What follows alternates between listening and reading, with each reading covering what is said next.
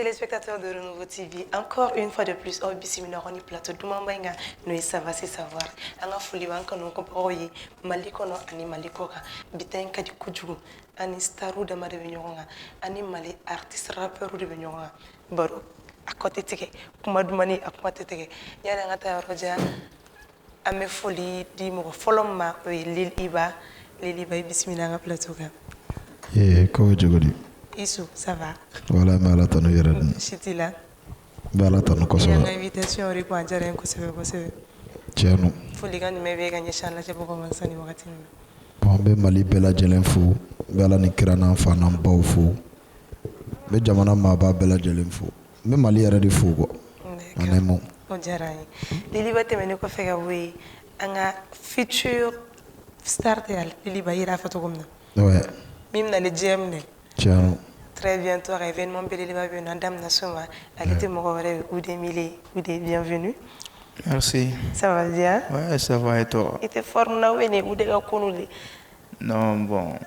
Dommena douce, j'ai quand même bon. Où est des systèmes ou tatoué? Voilà, ne bita, y a mes bita tout le temps. Bita tout le temps. Voilà. Donc, tout le temps, ça va, c'est savoir. Avec la qui voilà ça. Les gars, tu m'as vu, vous le gagnez, ça fait vraiment.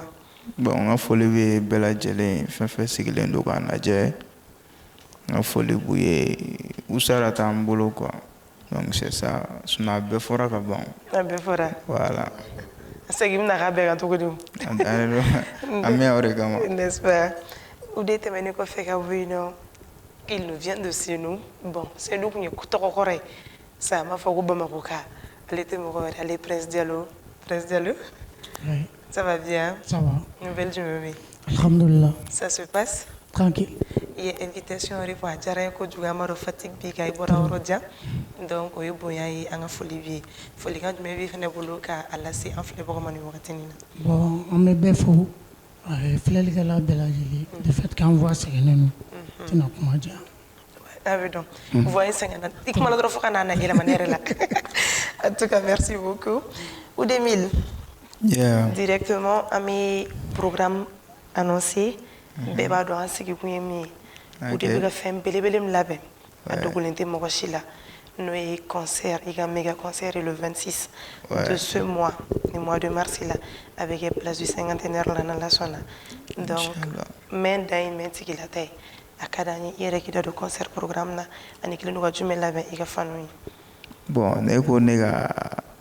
concert yɛrɛ jaabi a programme ni surprise min bilalen do faniw ɲɛ ni ne y'o walawala sisan nafa jumɛn bɛ concert la. O bɛ envie dɔ de di mɔgɔ ma k'u teliya ka taa u de yɛrɛ de nin fɔ bi. n'o don ne bɛ se k'a fɔ k'u ka bon massivement ni min bɔra la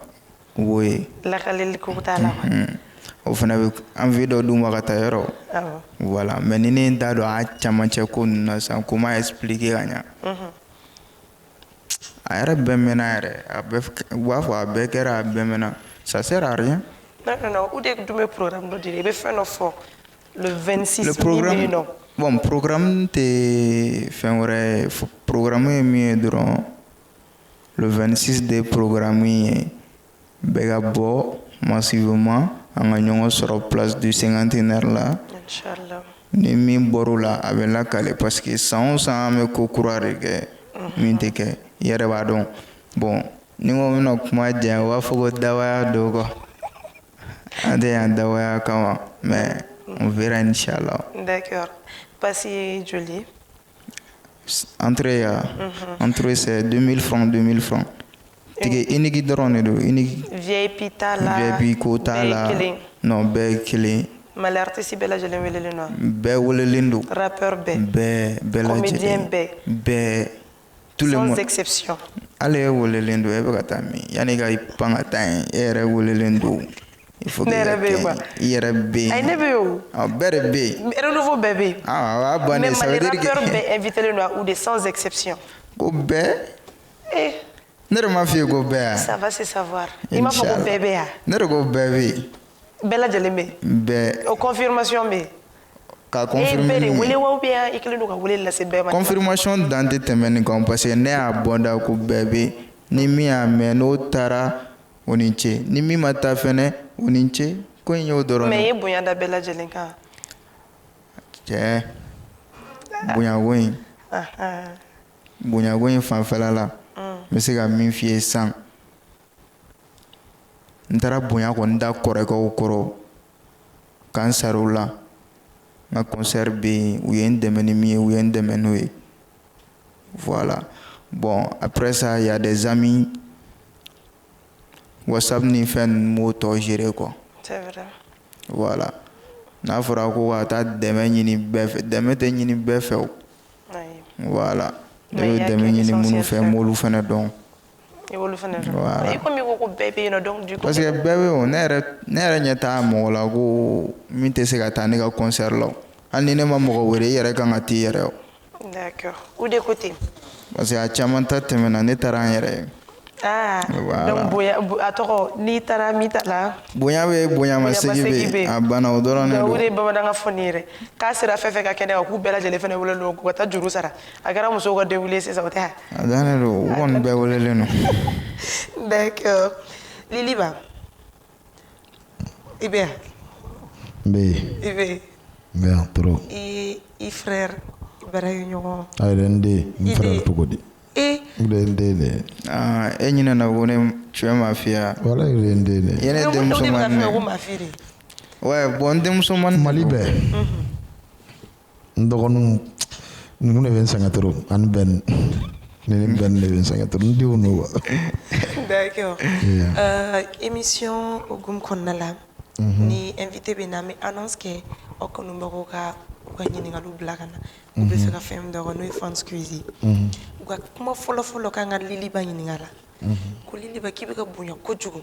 ko mais plus précisément k'i furu de bɛ ka bonya ko c'est dû à quoi ko yala alcool don wa ou bien k'i bɛ jumɛn de consommer n'o bɛ k'i furu dɔrɔn bonya hali n'a danna nin ma nin dɔrɔn bɛ ne bɔ parce que n b'a ye mɔgɔ caman b'a ɲininkali kɛ et puis hali n bɛ vidéo maniw ye caman b'a kuma nin fɔ u b'u kalaya la u bɛ fɛn caman kɛ a man di n ye u ka jeni lahara quoi n tɛ gulɔ min n tɛ jouet min hali cigarette ne t'a min bilen tu vois o de bɛ ka n bonya kosɛbɛ bon bonya in walayi ne yɛrɛ t'a dɔn min don mais n b'a kɛ peut-être i b'a sɔrɔ ko tɛ n kun na de ko min bɛ n sɛgɛn ou bien fɛn dɔ an bɛ voyage son dilan sunɔgɔ ne b'a kɛ olu de mais k'a fɔ ko n bɛ gulɔ de min non n tɛ gulɔ min n bɛ n kale ala de la ne bɛ da ala de ɲɛkɔrɔ tele la kuma tɛ maa si tɛ ne juger only God can judge me ala dɔrɔn de bɛ ne ka kiti tigɛ maa si tɛ n tɛ gulɔ min cigarette n t'a min jouet ne t'a min ni ala n'a kira cɛ o dɔrɔn de don sunɔgɔ hakilila kow dɔrɔn de don quoi o dɔrɔn de bɛ ka ne bonya sunɔgɔ. Donc si je comprends bien Liliba lafiyalen de don hakili la. Bon ne ma se k'a fɔ ko n lafiyara mais n bɛ tabarikala fɔ bi ni kunun fana tɛ kelen n bɛ se ka ala fo o la kosɛbɛ a n'an kanubagaw minnu b'an dɛmɛ kɛrɛfɛ dogo la kɛnɛ kan a bɛɛ lajɛlen olu yɔrɔnin ninnu de don mais mɔgɔ caman b'a kɛ est ce que n tɛ gulɔ de min est ce que n tɛ nin kɛ parce que n'a fɔra i ma artiste mɔgɔw bɛ ko caman de miiri i la quoi sinon e maa bɛ ne ka silamɛya dɔn kojugu ne tɛ bɔ wajulu kɛyɔrɔ la e b'o dɔn ni scène sanfɛla tɛ ne bɛ ala ko dɔrɔn de la donc mɔgɔ caman b'i kale a la ne b'a dɔn ne donna alijinɛ la ka ban parce que olu b'u kale ne bɛ taa olu place la donc u ka ko jɔ. Problème tɛ la Ude concert tigi Ude concert kɛyɔrɔ kɔni ye jama ta yɔrɔ ye a dun fɔra ko photo ta man di ko ni photo sera 1 2 3 ma dɔrɔn o de bɛ énervé ka tɛ photo ta n'a ka faniw ye a bɛ se ka mun fɔ bi k'o lajɛya mɔgɔw ye concert tɛ ka kɛ faniw de kama a bɛ ka ko de kama n'i kɔni ko photo ta man di o de ye kuma yɛrɛ sinon n'i bɛ scène sanfɛ photo tɛ non ne m'a fɔ o y'a fɔ de ko photo ta man di o de sinon n'i bɛ scène sanfɛ photo tɛ dɛ fɛn min ta min ka jugu ni photo ye donc yɔrɔ a tɛ tɛmɛ o kan photo ta kɔni tɛ tɛmɛ o kan o de a fɔra yɛrɛ de fo ka dama tɛmɛ ko ni photo sera 1 2 3 ma dɔrɔn k'i bɛ énervé i bɛ boli non n tɛ énervé n tɛ boli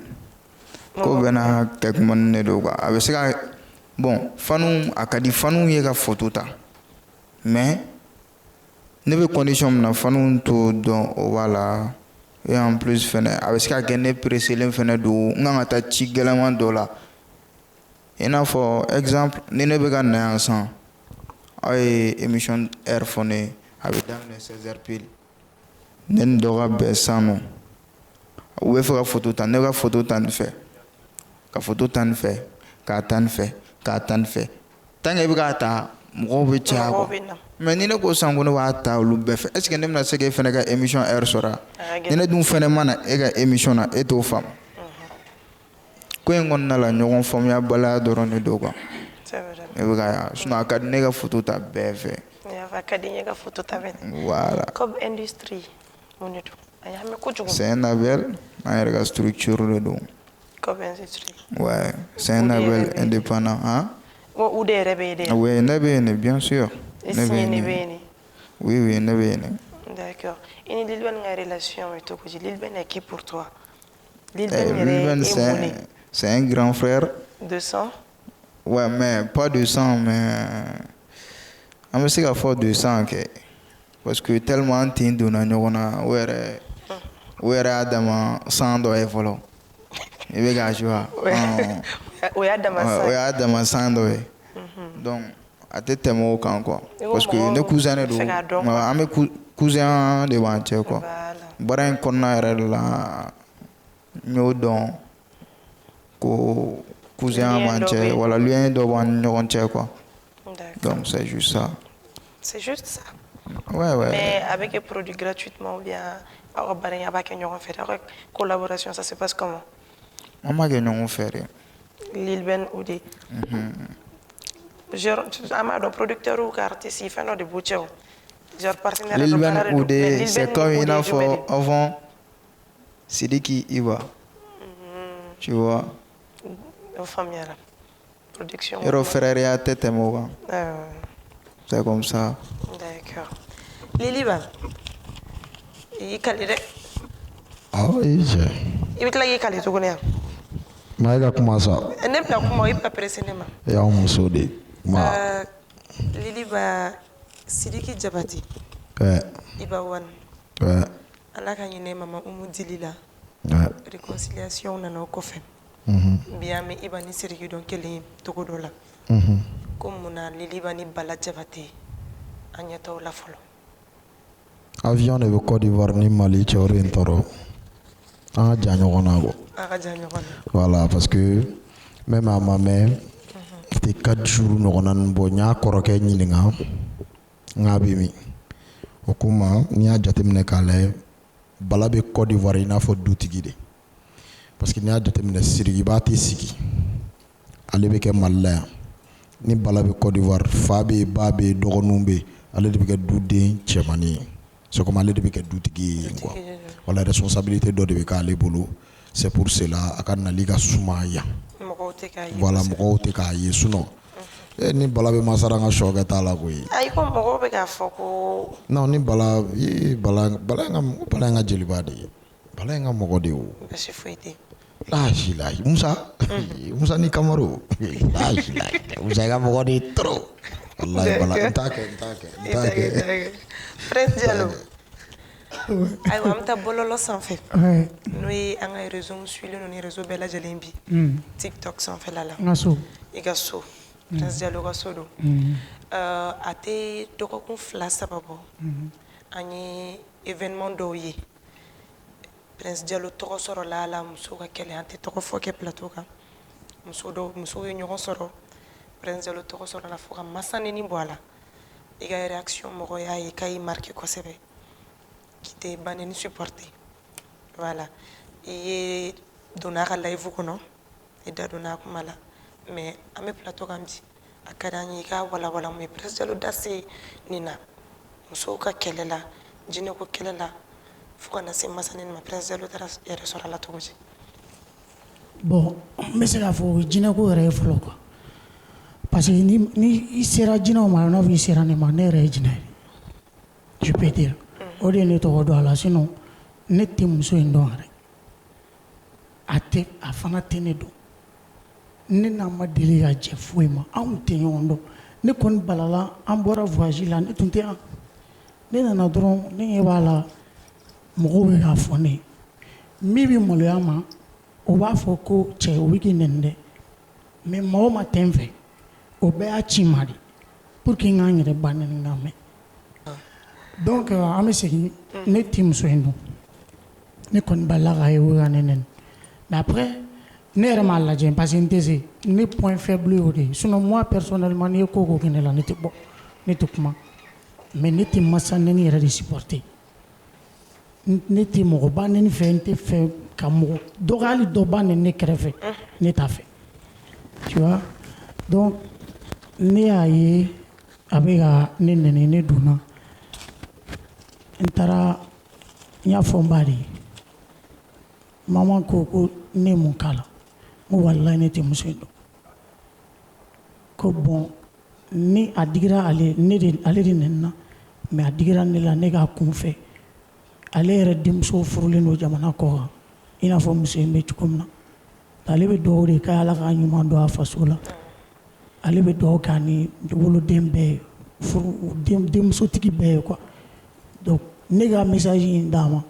k'ale de ko ten k'ale yafara a ma wa ale bɛ dugawu kɛ ala k'a mɛn a denw kɔrɔ maman ka kuma de ye ne donc n tɔɔrɔlen bɔra n ye video kɛ a sɔrɔ ne bɛ ka kasi de n y'a bila réseau kan a y'a ye n y'a supprimer parce que n m'a dabɔ diɲɛ k'a ye ne t'a sɔrɔ cogo dɔn n bɛ se ka musokɔrɔba ka ci fɔ a ye cogo min komi n nana réseau kelen de kan an bɛ na o réseau kelen de kan a bɛ ɲɛnabɔ n ye video bila a y'a ye n ɲɛ b'a la a bɛ kasi la live la ko n ka yafa a ma n nana musokɔrɔba ma n ko a y'i ka message mɛn dɛ o ko ne bɛ se ka don ka kuma a fɛ wa n ko awɔ ne y'a appel lancé o ko ne ka taa kuma a fɛ n k'a yira la n yafara n yɛrɛ ka bɔ n da donc ne ye kuma bɔ n da ten o kuma kɔnɔ ko wɛrɛw taara bɔ a kɔnɔ mɔgɔw ye yɔrɔ dɔw tigɛ min b'u ranger k'olu bila bon o kɔni kɔfɛ n ma bɔ bilen ka kuma parce que n ka sira tun tɛ o yɔrɔ la quoi n tun don kun ye muso in ka nɛni ni ne ba ni ne ci min na ne y'o de ɲɛnabɔ mais ko wɛrɛ minnu taara bɔ a kɔnɔ ne ka foyi t'o la n ka explication t'o la n da don yɔrɔ t'o la ala de b'o tiɲɛ dɔn parce que fɛn wɛrɛ bɔra a kɔnɔ min ni nin ba nɛni ko in tun tɛ ɲɔgɔn ɲɛ sira la kuma caman bɔra a kɔnɔ an bɛɛ y'a ye c'est ça mais ko n ba nɛni de ye ne an ka ko kun ye y'o dɔrɔn de ye voilà parce que n delila k'a fɔ mali la yan n ko ni mɔgɔ ma ye n ba nɛni n ko n b'i ba nɛni i ba tɛ si sɔrɔ a kɔfɛ wa tiɲɛ de don mais min nɛnina fɔlɔ n ye n sara o de la n'a kuma bɛn ne ba ma tole ka numéro bɛ ne bolo m'a wele parce que n bɛna min bɔ n da a tigi balo ma walayi a ye delila ni ba nɛni kɛra ko juguman sara tigɛ juguman i k'i ta to yen ala ko ten n'i tɛ se k'i ka yafa mais ni i ma se ka yafa k'i ta sara dɛ ba nɛni nɛni jurumu ye fɛn fila de ye ni maa y'i nɛni ko n'i bɛ se k'a ko n'i tɛ se k'i ta sara a bɛ ku i fɛ o de fɔ mais comme olu ye mɔgɔw ye minnu yɔrɔ ka jan anw de b'a kaso kɛ yan o tɛ wa olu bɛ lahara kaso kɛ ne bɛ jɛ ni yan kaso ye olu ka taa lahara kaso kɛ mais ne bɛ n ta sara mais min nɛnina a bɛnn'o de ma o ye ne ci min na ne y'o de kɛ parce que dɔ de nɛnina min ni ne tɛ kelen ne ba t'i dɔn yɛrɛ a t'i dɔn et puis ne b'a fɔ bɛɛ ne ba ye fala de ye a kalifalen don ne la de ne tɛ foyi bila n ba kɔfɛ c'est ça n tɛ kuma in janya quoi. d'accord faamuyali sɔrɔ olu la Liliba ayiwa a fɔra k'i ka son kura dɔ bɛ réseau sanfɛ a kɛlen don ka yɔrɔ bɛɛ ɲagami ko bobaramugu o don wa o don ko imitation b'a la dɛ k'i bɛ ka Momo Chogo ladege ka n'u ka son laban ni ninnu ka sɔrɔ kojugu i ka fanu ko ten taradi tarapu ye ne yɛrɛ de bɛɛ bɛ ka ne de ladege mais k'i ni Momo lemu taradi tarap ne de don mɔgɔ mana traditionnel kɛ Mali la sa ne de don mais munna mɔgɔ bɛ ka aw comparer ladege ko traditionnel ye ne de Liliba yɛrɛ de tradi ye mɔgɔ bɛ k'a kɛ ne de don i bɛ ne ka foro de kɔnɔ k'a sɛnɛ ne bɛ Momo Chogo c'est un frère ko ka di n ye kojugu bon tiɲɛ yɛrɛ la Momo ka di n ye kojugu yɛrɛ n b'a kiffe et puis depuis bi tɛ an ka kow caman kɛra a ɲɛna i m'a faamu mais mɔgɔw bɛ k'o kuma min fɔ bɛɛ hakilina i n'a fɔ ou de y'a fɔ cogo min na bɛɛ ni hakilinata de don voilà moi je pense que traditionnel la mais c'est ka fɔ ko arabu la ko ni dɔ ka son dɔ bɔra quoi mais moi je pense pas traditionnel la n'olu bɛ kɛ quoi parce que o ye n ka style le n b'o dɔn kojugu ala ni kira barika la bon donc mɔgɔ tɛ ne ni Momo bila ɲɔgɔn na dɛ bon Momo n y'i ladege n y'a jɛ i ye n dɔ de ko fanu ka sabali qu'on veut la paix ka dɔ bɔ comparaison Momo ye n ka mɔgɔ ye trop o hukumu kɔnɔna la tuguni Prince Diallo u bɛ segin a kuma kan siɲɛ caman ma o la siɲɛ fɔlɔ tɛ hali ni plateau in kan k'a f'i ɲɛna ko i ka Iba One ko k'i bɛ dilanjɛw de kɔ i ka succès kama dilanjɛw ye succès di ne ma voilà k'i k'o lajɛ mɔgɔ ye yali dilanjɛw ma succès par di ne ma intérêt an k'o to yen dilanjɛw ye ne dɛmɛ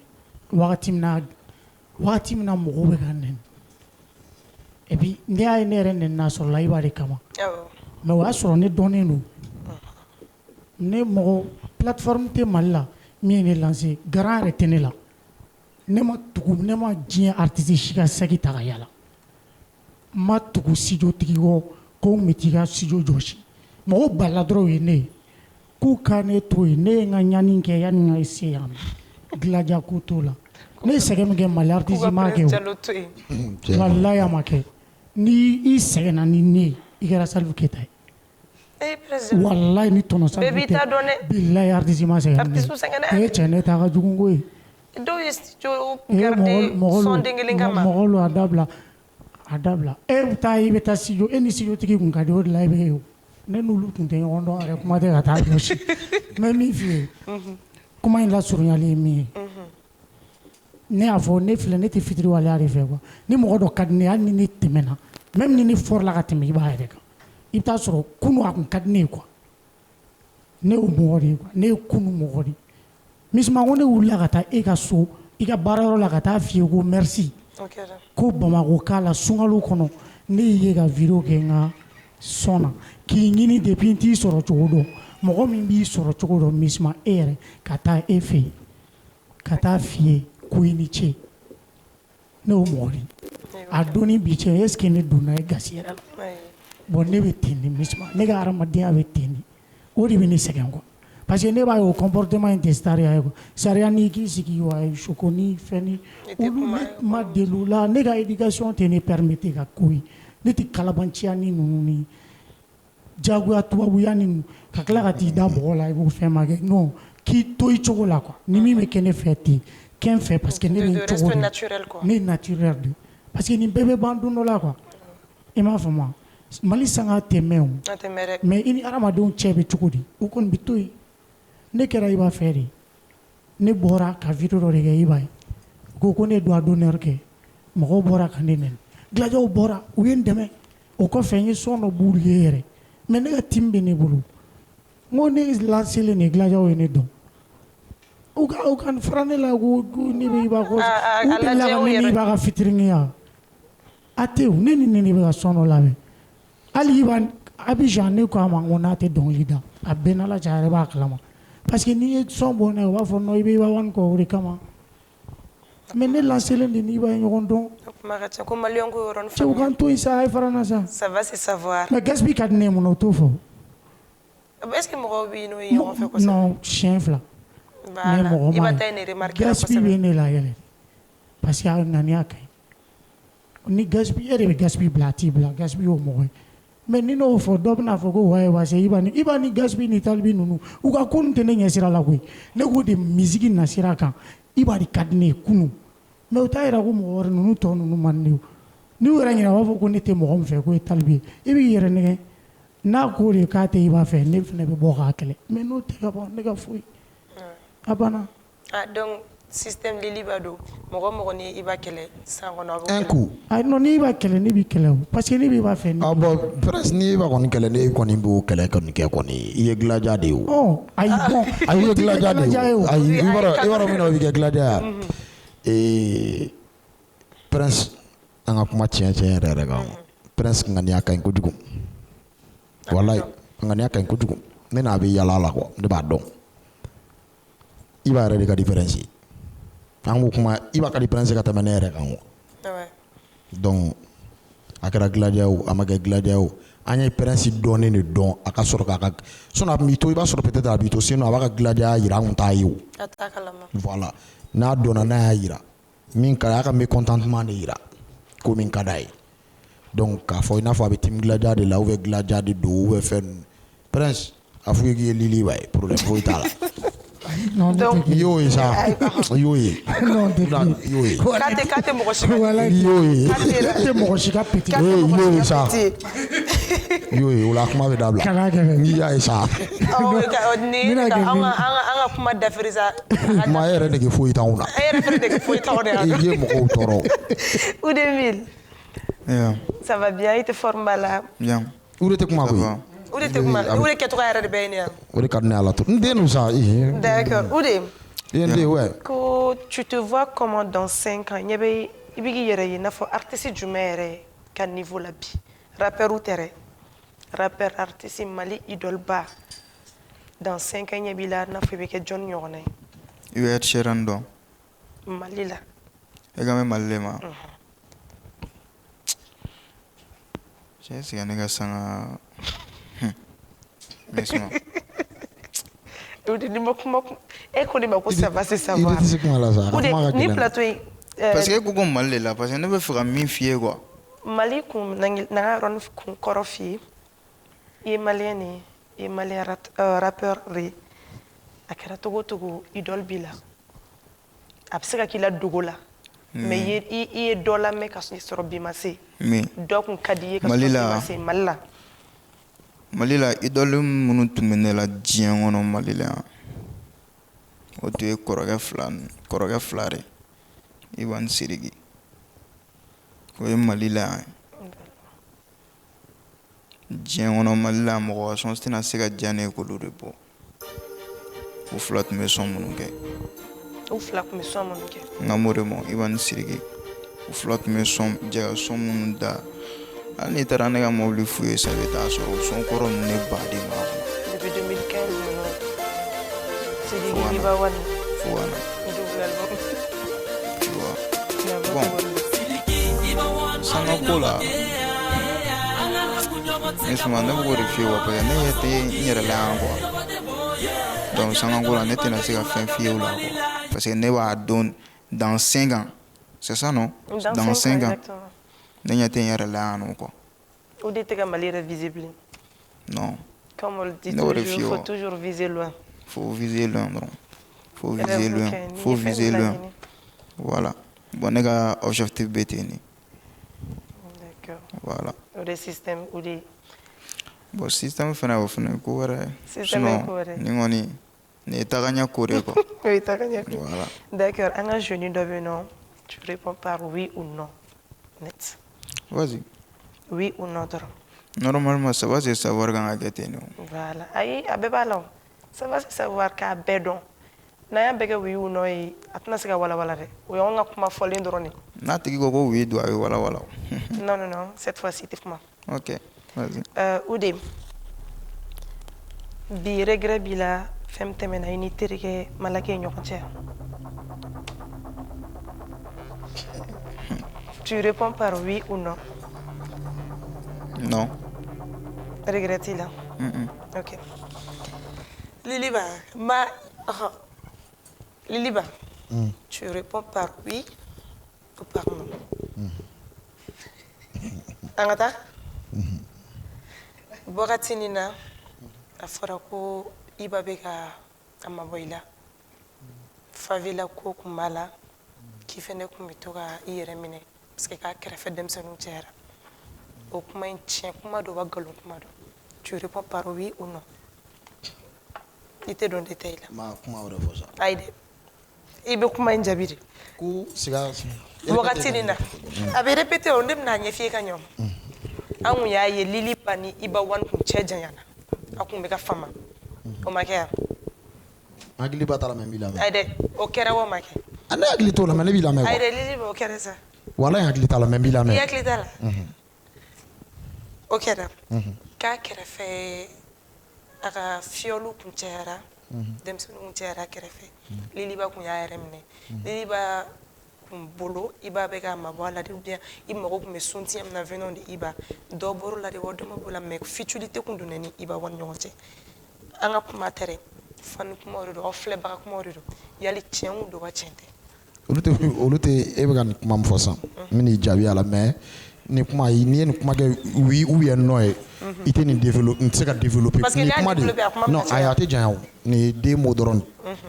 n'i ko k'i b'a kɛ oui ye ou bien non i ma fɛn fɔ quoi n'a ye ne jaa sa ne b'a fɔ non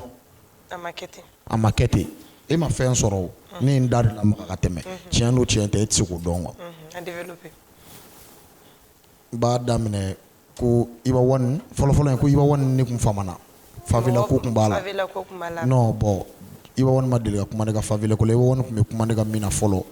ka ne kɛlɛ yɛrɛ n'o kun bɛ sɔrɔ favela kɔnɔ o bɛ se ka kɛ ne ka dosi ta ko ninnu de gɛngsaya ko ninnu dabila o tɛ ne ka chemin a ka di ne ka kɛ tan tɔ de parce que a ɲɛ b'a ka relève la o ye o ye parce que chaque fois a bɛ bɔ ni idée de yira ne la quoi o y'o yɔrɔ ye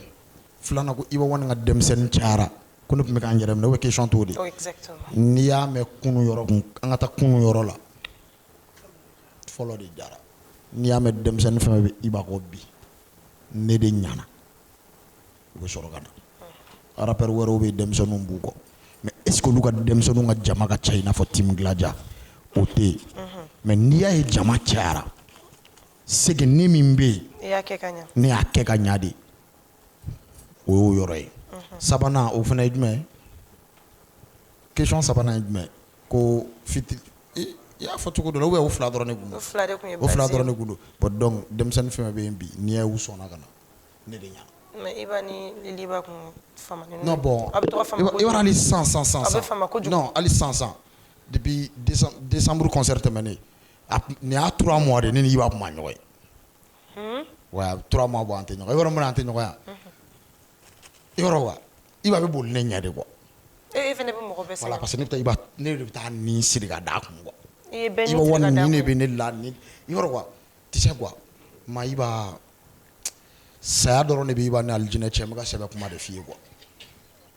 Iba ayi mais yɔrɔ n bɛ k'a fɔ ko ne ye Liliba o tɛ quoi walayi sɛbɛn kuma de don n'i ma ye ne b'a f'i ye ne ye direct ko ne ye bamanan de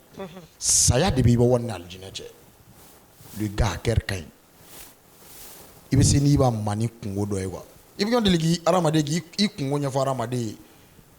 e bɛ k'i ka kuma ɲɛfɔ Iba yɛrɛ bɛ kasi i ka kuma la fɔlɔ quoi a b'i dɛmɛ quoi bolomafara kasi kɛ quoi o ko la fɔlɔ quoi parce que cɛ ala ka Iba mɛn an kɔrɔ quoi manu mina Iba dɔn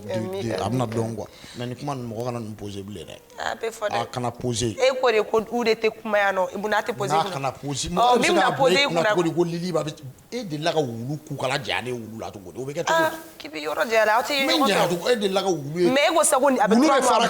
3 mois bɔ a ma ɲɔgɔn ye i b'a dɔn o ye mun ye mɔgɔw de f'i ye mɔgɔ bɛ to ka Liliba Iba One généralement mɔgɔw ka liliw y'u kɔ quoi u bɛ kɛ ɲɔgɔn fɛ ayi bon i b'a dɔn mɔgɔ bɛ ka i ka question in ma jaabi ka ɲa dɛ i ma répond ka ɲa dɛ mɔgɔ b'a fɔ ni Iba ka concert i n'a fɔ ni Iba tun bɛ ye cogo minnu na quoi concert la ani scène sanfɛ mɔgɔ caman ka question ye o de i b'a dɔn mun na ne y'o dabila n bɛna maliyɛn bɛɛ jaabi a la nin yɔrɔnin bɛ ta showbiz maniw de kan i tɛ se ka Iba wele ka Liliba kɛ bonisi ye quoi o ye tiɲɛ de ye e bɛ se ka Iba wele Bamari la cogo di ko Liliba ka taa jouer la fu alors que ne ɲɔgɔnna denmisɛnninw e bɛ k'olu wele ka 100 ni 1,000,000 d'olu ma o bɛ kɛ cogo di e bɛ se ka Iba wele cogo di Iba ka kasi la ko ne ka taa jouer parce que ne Iba One ka denmisɛnnin de famille de bɛ ne fɛnɛ bolo ne fɛnɛ b'u ta u bɛ ne kɔ la de Iba One yɛrɛ b'a f'i ye cɛ n'i ye ne wele n'i bɛ Liliba wele i bɛ wari dɔ d'a ma parce que ne bɛ yɔrɔ min na bi ne fɛnɛ bɛ se ka ko dɔ ɲa n yɛrɛ ye quoi Iba One y'o mɔgɔ sugu de ale yɛrɛ de b'a yira ne la kana taa mɔgɔ ka fɛn na n'i ye ne ye ka tugu Iba kɔ olu yɔrɔ ninnu na c'est que jahadi ninnu ne bɛ bɔ jahadi ninnu na ne mun de Iba ka la den de ne bɛ bɔ olu de la o jahadi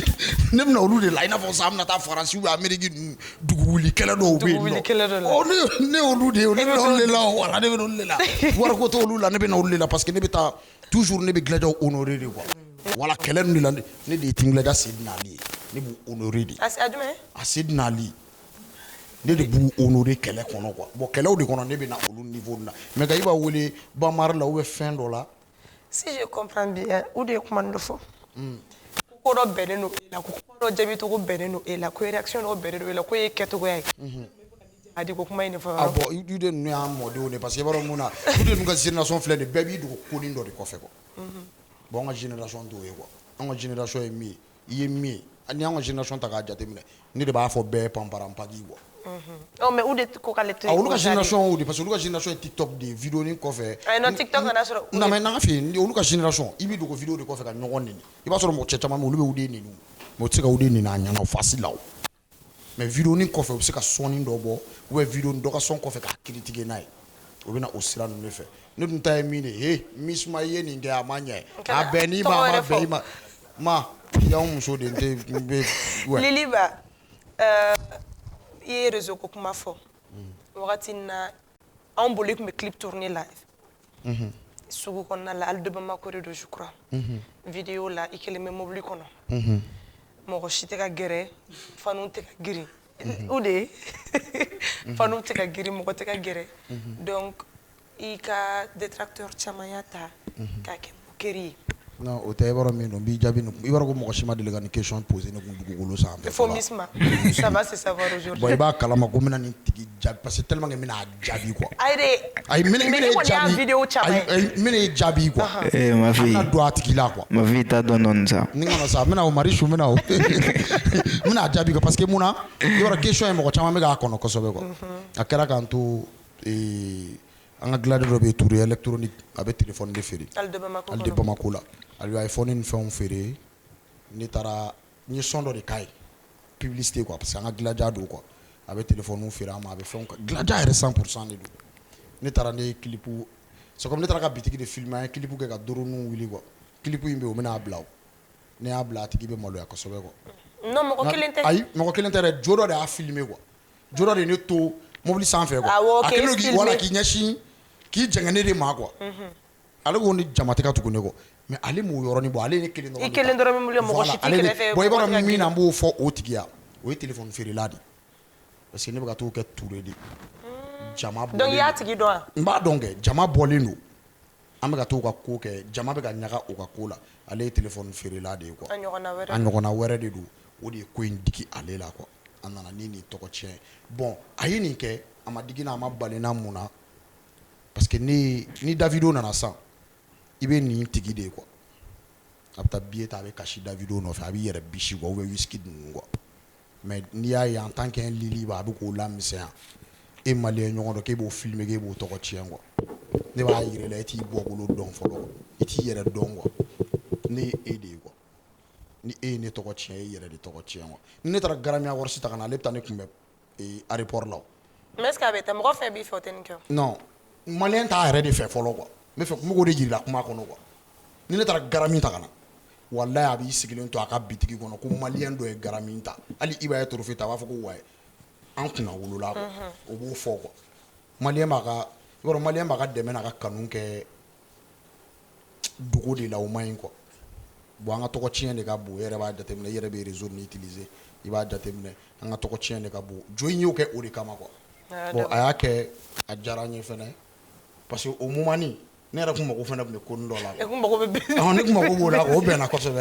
a mɔgɔ kɔni ye vidéo in ta ka diɲɛ ko bɛɛ kɛ dɛ mais a tigi yan ko in ye Liliba tɔɔrɔ a kosɛbɛ ɲa ma n tɔɔrɔ dɛ maliyɛn dɔ de y'a kɛ n na o de n tɔɔrɔ ni Nigérien y'a kɛ n na a tɛ n tɔɔrɔ mais ko fɛn bɛɛ bɛ ka kɛ bi bi in na artistes cɛla ko problème fɛn bɛ bi n ko maliyɛnw de don an yɛrɛ de don question fɛn bɛ ka poser tantôt an m'a ɲini o an ka fɛn créelen tɛ nin ye kuma fɔlen minnu bɛ réseau sanfɛ ko minnu b'o kun an bɛ ka sigi o de kan o ma kɛ ne aji fɛnɛ ta ye u bɛ ka aji filmer ko o filɛ nin ye Mopti ou bien yɔrɔ i b'a dɔn u bɛ k'a kɛ mɔgɔw la quoi ou bien u bɛ barika dɔ to scène sanfɛ dɔrɔn k'o filmer téléphone kɔfɛ u b'o ban nin quoi u b'a bila TikTok sanfɛ quoi wa ne ye Bamodi de ta ye i m'a ye a bɛ mobili kɔnɔ mais ni whisky bɛ scène sanfɛ u b'u yɛrɛ minɛ u bɛ kasi i b'a dɔn ko n'i ye ni daju ninnu nana u b'u fili kɔlɔn kɔnɔ ni dabali bɛ ban quoi Bamodi ta de ne tɔɔrɔ ne ma i b'a ta mais ye i b'a dɔn ko maa ko artiste Mali artiste de bɛ stade fa diɲɛ bɛɛ yan mɔgɔ si tɛ stade k'a da ka concert kɛ ka stade ta diɲɛ artiste o artiste jali ma école t'o kɛ quoi i bɛ maliyɛn de k'o kɛ mais i bɛ maliyɛn de ka artiste ɲɔgɔn ka artiste to scène sanfɛ k'a ban ni k'a bila quoi awa tigi voix bɛ bɔ caméra kɛrɛfɛ karisa i b'a dɔn ta karisa i kɛ tan ne dabali bɛ ban quoi e ɲɔgɔn mais a sera concert kɛyɔrɔ la a ye tigi ta ka don ka taa artiste filɛ i ka d'a ye fɛnɛ i ka fan de don e ka fan kon teo a bɛɛ ni ala ni kira cɛ Président ma mɔgɔ mɔgɔ b'i neni a b'i sɔrɔ de i kanubaga de don walayi nin ma nin kɛ yan ne tɛ k'o taa f'i ya bon i b'a sɔrɔ a kun ka d'a ye ne de kun ka nin k'a ye ale ye o don quoi a m'i sɔrɔ de quoi ne b'a k'o de ye quoi. D'accord. Prince émission bɛ ka se a kuncɛ yɔrɔ ma dɔɔni bibi na jateminɛ la bɛ ka fɛn caman bɛ ka kɛ actualité la surtout artiste kunda réseaux sociaux bɛ ka tiɲɛni kɛ mais ni ko réseaux sociaux an ka fanw de do bi aw kanubagaw de do aw filɛbagaw de do olu de bɛ polémique caman créer e yɛrɛ ka ladilikan ye jumɛn ka ɲɛsin bi aw kanubagaw ma dɛ polémique minnu bɛ ka don ɲɔgɔn cɛ u ka ampleur bɔ kow la. Bon a tɛ se ka dabila parce que a tiɲɛyɔrɔ janyana kojugu. A sira ka jan. A sira ka jan. Misima ko dɔ delila kɛ nin safinɛ ko dɔ la ka sɔrɔ i t'a dɔn yɛrɛ. N t'a dɔn n t'a bɔ yɔrɔ dɔn. N delila k'a ye fana dɔ bɛ live la a filila mɔgɔ de la a bɛ ka e de dɔgɔya walahi a t'i dɔn mais i donna a ka live kɔnɔ i ko a ma ko merci. Awɔ o kɛra. A t'i dɔn yɛrɛ a tigi kun t'i dɔn yɛrɛ tu vois bon nin ko ninnu ban man di parce que i b'a dɔn an ka tiɲɛ yɛrɛ yɛrɛ fɔ internet ye fanga sɔrɔ Mali la a ma mɛn koyi. ko mɛta yɛrɛ tɛ yɛrɛ maliyɛn ka don réseau ko ninnu ni fɛn ninnu na an kɛ kuma ma mɛn et puis fɛn kura fɛn o fɛn bɛ yen a bɛ tributé fɔlɔ de yan'a ka sira sɔrɔ a bɛ i n'a fɔ Mali a tiɲɛna de a bɛna dilan an bɛ yɔrɔ min na i ko bi bon fɔ cogoya tɛ nin na quoi parce que bɛɛ hakilina tɛ kɛ kelen misima ne bɛ cogo min na ni ne yɛrɛ ɲininka Mali la ne Prince bɛ cogo min na ni Mali artiste bɛɛ kɛra ten an bɛɛ bɛ kɛ fɛn ye mais i bɛ taa sɔrɔ fana i b'a fana hakilina la ale bɛ cogo min na ni bɛɛ de kɛra ten bɛɛ bɛ kɛ fɛn ye c'est à dire bɛɛ bɛ fili ka da i ka tiɲɛ de kan et puis mɔgɔninfin bɛɛ tɛ se ka kɛ kelen ye misima en général ne ka du yɛrɛ de bɛ ka jamana ɲagami bi TikTok problème bɛ ne de ka famille yɛrɛ kɔnɔ bi ka tɛmɛ ne ka dudenw yɛrɛ de ye problème ye bon an b'a f'u ye vraiment an ka ko in filɛ ni hakili ye quoi fɛn dɔ bɛ yen a ka jugu n'a ye i ye tɛ Thierno la a bɛ mankan ci mais n'i magara a yɛrɛ la a bɛ dimi parce que a bɛ ten de o ɲɔgɔnna de don Mali bɛ i n'a fɔ Thierno de ye e ma Thierno ka jeune bila la dɔrɔn a ye fan bɛɛ kɛ mankan ye k'a ka veste kafiri bon a bɛ ten de quoi mais n'a yɛrɛ y'i minɛ a ka plateau kan a bɛ kabako sugu bɛɛ da yen k'i bɛ yɛrɛ yɛrɛ a bolo ne m'o tɔɔrɔ kɔni a tila k'i ɲininka mais a ko ka di trop voilà a bɛ ten tɔ de a yɛrɛ b'a dɔn ne b'a sɛgɛn mais a bɛ ten de bɛɛ dimi yɔrɔnin dɔ bɛ Mali la quoi mais minnu dogolen don u ka écran kɔfɛ dɔw yɛrɛ bɛ profil ni fɛnw de u bɛ tila k'i fo carré kɔnɔ mais u bɛ k'i nɛni n'u ka fo profil ye donc ɲɛnabɔ cogo t'a la quoi a tiɲɛni n'anw de ka du kɔnɔ mais a bɛ se k'o kuma fɛ ne ka dudenw tɛ mɔgɔ ka kuma mais n k'u y'a bila ne yɛrɛ la d'accord c'est ça ala ka jamana suma amina yarabi on veut vraiment la paix c'est ça voilà Oudemil yeah Oudé il est université privée là m'domne ko bi comment tu arrives à gérer ta vie de star ani école moi je pense que atteindre mais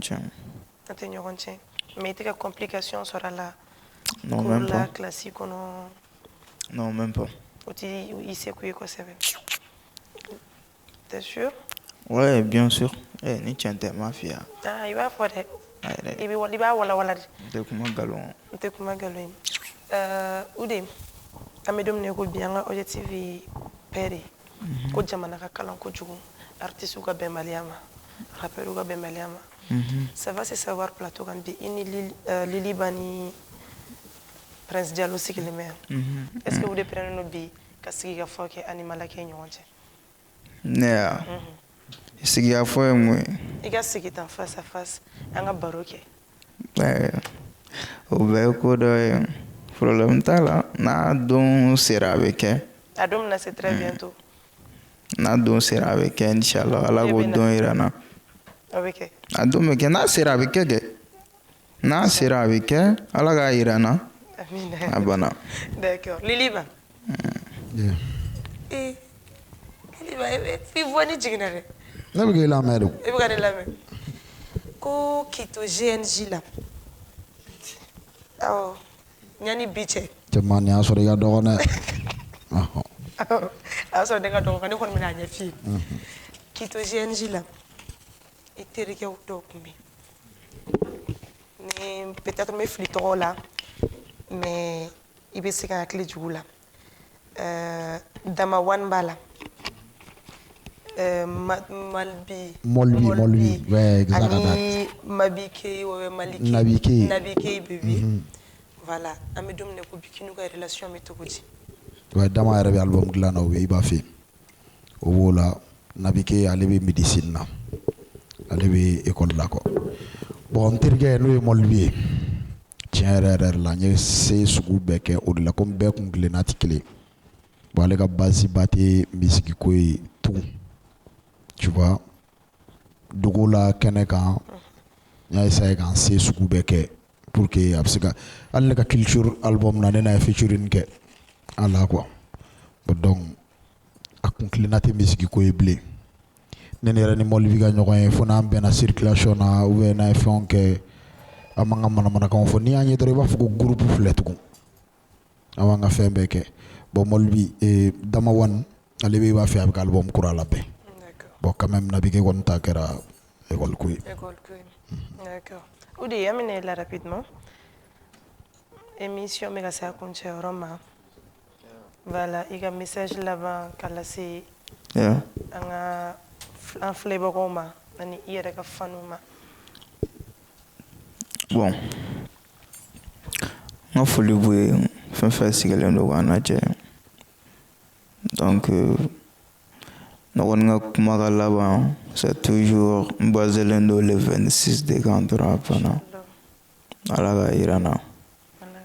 si m'a bolo o tɛ fɛn ye o ni min bɔra o la a bɛ lakale surprise baden bɛ bon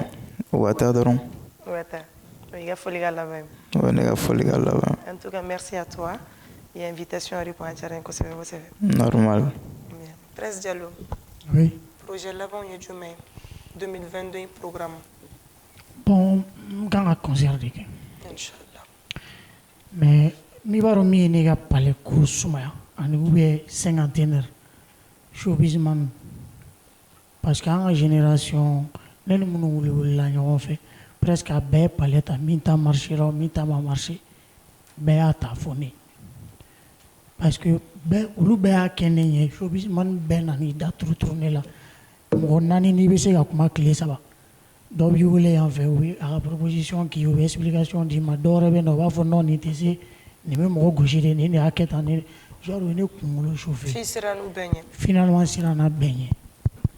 et je me suis dit n yɛrɛ bɛ n ka élan ta n bɛ n ka palais ta cogoya min na cogoya min hali ni n binna a tɛ n tɔɔrɔ ou bien n bɛ place cinquantenaire ta cogoya min na